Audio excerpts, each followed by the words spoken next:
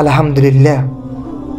এর থেকেও পৃথিবীতে সুন্দর কোনো দৃশ্য আছে আমার হয়তো জানা নেই।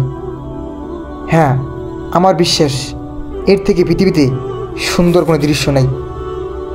যেই মানুষটা ছিল হিন্দু ধর্মের, যেই মানুষটা ছিল মূর্তি পূজারী, যেই মানুষটা আল্লাহকে ভগবান বলে ডাকত, যেই মানুষটা 12 মাসে 13 পূজা করত, যেই মানুষটা সবসময় শিরক বেদায়েত এগুলোর মধ্যে লিপ্ত থাকতো, সেই মানুষটা আজ ইসলামের পথে, দ্বীনের পথে। সেই মানুষটা আজ 5 ওয়াক্ত নামাজ আদায় করে এবং আল্লাহকে সেজদা দেয়, আল্লাহকে আল্লাহ বলে ডাকে। এই বিজয় কি শুধু আমার? না, এই বিজয় গোটা মুসলমানদের।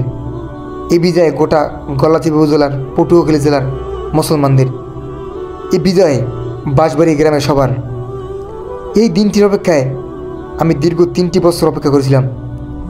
আল্লাহর কাছে সবসময় আমি প্রার্থনা করেছি, আল্লাহ তুমি ওকে ইসলামের সঠিক বুঝ দান করো এবং ওকে হেদায়েতের নূর দান করো আল্লাহ। কিন্তু আল্লাহ পাক রব্বুল আলামিন হয়তোবা আমার দোয়া কবুল করেছেন। এই পথটা তো সহজ ছিল না, কিন্তু আজ যখন ও 5 ওয়াক্ত নামাজ পড়ে, নামাজ আদায় করে, ও যখন সেজদা দেয়, তখন আমার মনটা ভরে যায়। আমার জীবনে যত সমালোচনা হোক না কেন, যত বাধা, যত বিপদ আসুক না কেন, আমার জীবনে এর থেকে সব থেকে বড় অর্জন আমার আর কিছুই ছিল না। এই মানুষটাকে আমি সবসময় স্বপ্নে দেখেছি, এই মানুষটাকে আমি ইসলামের প্রতি নিয়ে আসবো। আমার সর্বোচ্চটুকু উজাড় করে হলেও আমি ওকে ইসলামের প্রতি নিয়ে আসবো, ওকে ওই অন্ধকার পথ থেকে আমি মুক্তি করব। কিন্তু হয়তো আমি আজ করতে পেরেছি। এখনও কিছু মানুষ আমার নামে অপহরণ করার চেষ্টা করে, আমাকে বাধা দেওয়ার চেষ্টা করে, আমাদেরকে আলাদা করার চেষ্টা করে। আমি জানি না আল্লাহ এদেরকে কী বুঝদান করেছে। একটা মানুষ হেদায়েতের পথে আসছে, একটা মানুষ দ্বীনের পথে আসছে, এটা কতটা সৌভাগ্যের বিষয়। কিন্তু সমাজের মানুষ আজ এটা নিয়েও সমালোচনা করে। যাই হোক, আল্লাহ পাক রব্বুল আলামিন যেন সকল সমালোচনাকে উপেক্ষা করে আল্লাহ ওকে ইসলামের খাঁটি একজন মুমিনাত হিসেবে কবুল করে।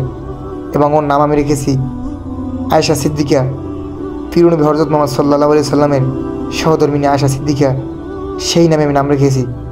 আল্লাহ যেন ওকে আম্মা যেন আয়েশা সিদ্দিকার মতো ইলম আমল দান করে। এটাই আমার জীবন সব থেকে বড় চাওয়া। এবং আল্লাহ পাক রব্বুল আলামিন যেন ওকে ইসলামের সঠিক পথে আল্লাহ সাল্লামত তৌফিক দান করেন। সবাই ওর জন্য দোয়া করবেন, আমাদের জন্য দোয়া করবেন। আসসালামু আলাইকুম ওয়া রাহমাতুল্লাহ।